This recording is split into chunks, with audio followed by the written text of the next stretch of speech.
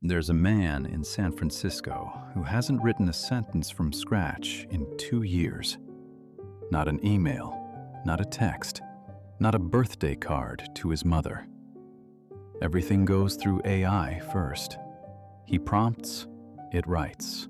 He edits, he sends. He's faster than he's ever been. His output has tripled. His boss calls him a productivity machine. Last month, at his daughter's school play, she asked him to write something in her autograph book.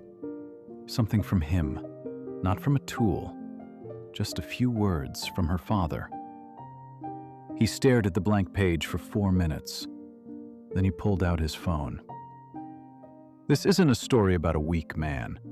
This is a story about what happens to all of us when we let a machine do the work that was keeping us human. And it's happening faster than anyone predicted. Because AI isn't dangerous because it's powerful. AI is dangerous because it's easy. And humans have always been catastrophically bad at resisting easy things. There's a single practice, buried in ancient wisdom, confirmed by modern neuroscience, that can protect your brain from this erosion.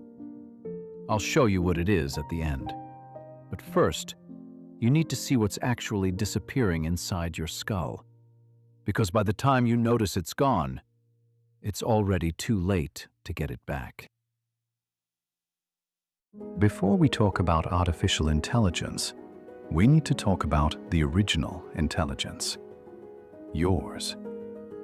Your body is running the most sophisticated technology on Earth. Not metaphorically, literally. Your prefrontal cortex simulates futures before they happen, a prediction engine more flexible than any model OpenAI has shipped. Your nervous system processes 11 million bits of sensory data per second. Your immune system identifies and neutralizes threats autonomously in real time without you asking. Your brain physically rewires itself based on experience. Neuroplasticity, the most advanced learning algorithm in existence. And then there's the thing no AI has, and no AI will have. A life. A body. Skin that remembers touch. A gut that knows before the mind decides. A heart that breaks and heals and breaks again and still keeps beating. The Stoics understood this. Marcus Aurelius wrote from a military tent during plague and war. You have power over your mind, not outside events. He wasn't being poetic. He was describing the most powerful technology available to a human. Internal mastery. The Taoists mapped it as qi, energy flowing through the body as the foundation of all power. Not metaphor, architecture. Buddhist Vipassana practice trained direct perception through bodily sensation. Insight not from thinking, but from feeling. Shaolin monks spent decades forging mind, body, and spirit into one integrated system. Kung Fu literally translates to skill through effort, not skill through shortcuts. Different cultures, different centuries, different languages. Same conclusion. The greatest technology is inside you, not outside you. But here's what's happening right now, in real time, to billions of people simultaneously. We're trading that embodied intelligence for convenience. And every trade has a cost that doesn't show up on the receipt. Cognitive scientists have a clinical term for what we're doing. They call it offloading, delegating mental work to external systems. Maps replace navigation, notes replace memory, photos replace presence. AI replaces thinking. It sounds harmless. It sounds like progress. Here's what the research actually shows. And I need you to pay attention to this part, because it's the thing that changed how I think about every tool I use. London taxi drivers must memorize 25,000 streets to earn their license. Neuroscientists studied their brains and found something extraordinary. Their hippocampus, the brain's memory center, was physically larger than average. Not more active, physically larger. The tissue grew. New neurons formed. The architecture expanded to meet the demand. Then they studied people who used GPS for every trip. Their hippocampus shrank. Not became less active, shrank. The neurons pruned. The structure atrophied. The capacity, the biological hardware of spatial memory, degraded. This is the principle that changes everything. Your brain doesn't maintain what it doesn't use. It's not lazy, it's efficient. If you stop asking it to do something, it reallocates those resources. The capacity doesn't wait for you, it disappears. And GPS is just the beginning. When algorithms choose what you watch, eat, read, buy, listen to, and date, Stanford research shows your autonomous decision-making ability drops by up to 40%. Your taste isn't yours anymore. It's curated. You're not choosing.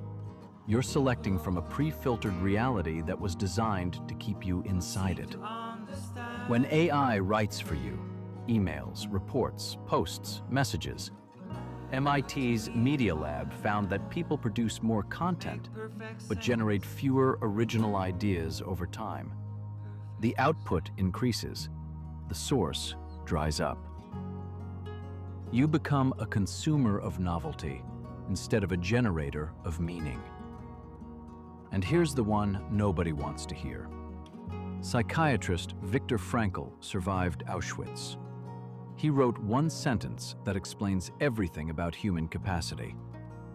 What is to give light must endure burning. AI gives you the light without the burning, the result without the struggle, the answer without the question. But the burning is where humans are forged. Neuroplasticity, the brain's ability to grow, adapt, rewire, is triggered by challenge. Not by comfort, not by ease, by friction. When AI removes all friction, it removes the mechanism of growth itself. The Stoics practiced voluntary discomfort. Seneca took cold baths. Marcus Aurelius slept on hard ground, not as punishment, but as training. The Shaolin spent years on a single form, not because they were slow learners, because mastery requires the repetition that machines now skip for us. Every shortcut you take isn't just saving time. It's amputating a part of yourself you won't notice is gone until you need it and reach for it and find nothing there. So here's the question that matters. Not should we use AI? That ship has sailed. The question is, where is the line between a tool that amplifies you and a tool that replaces you? Because right now, most people don't know they've crossed it. The Taoists warned about this 2,500 years ago.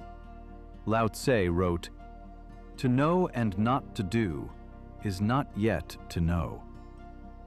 AI gives us knowledge without action, information without integration, the feeling of understanding without the embodied experience of learning.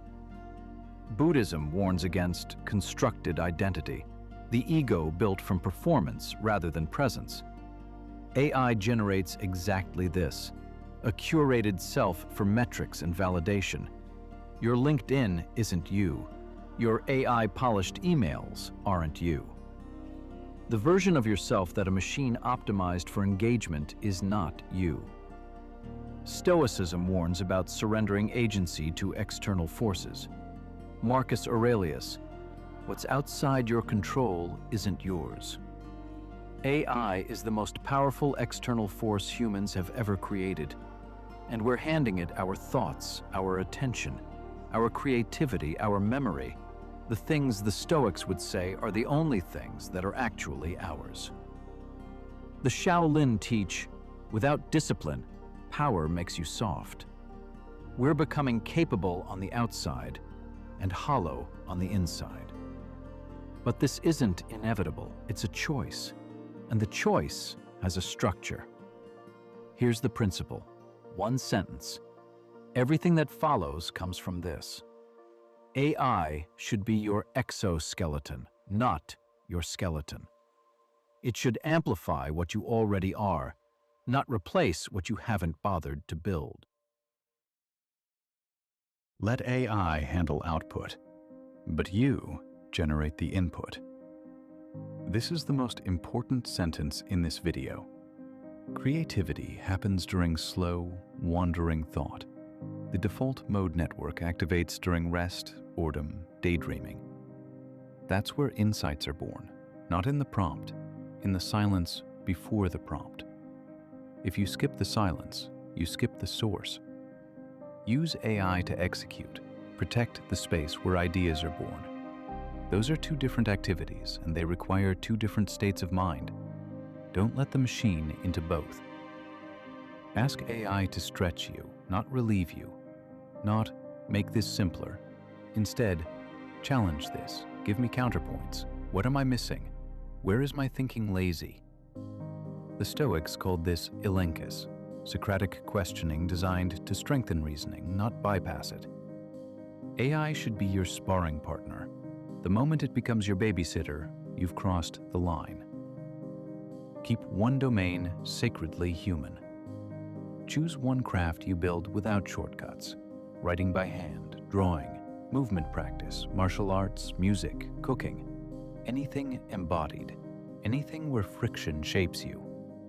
The Shaolin have a saying, train one thing 10,000 times, not 10,000 things once.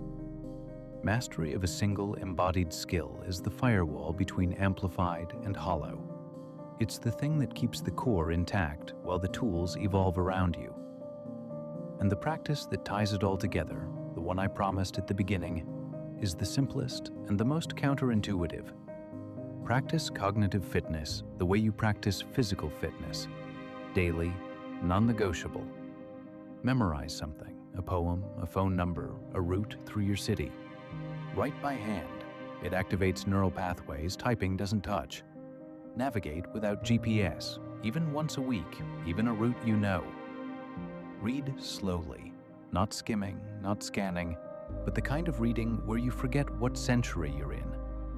Solve a problem before asking AI, even if it takes longer, even if the answer is worse. The answer isn't the point. The process is. The Taoists called this yang sheng, nourishing life. Not optimization, not peak performance, maintenance. The quiet, daily act of keeping the system alive. This isn't nostalgia for a pre-digital world. This is survival strategy for a post-digital one. The future won't belong to people who use AI the most. It will belong to people who remain whole while using it. People who let AI accelerate them, but not hollow them. Who let AI inform them, but not define them. Who let AI support them, but not replace them. The next evolution isn't digital, it's integrated. A human who can use every tool available and still think, feel, create, remember, and connect without one. Greg Braden said it clearly. AI won't kill human potential. Humans surrendering their potential to AI will. So don't surrender. Use AI, but build yourself. Because the strongest version of you isn't the one with the best technology. It's the one who never forgot. You were the first technology, and you're still the most powerful one. Which rule hit hardest? Drop it in the comments. I read every one. Subscribe for more on staying human in a digital world. And remember, the future doesn't need you to be smarter. It needs you to stay whole.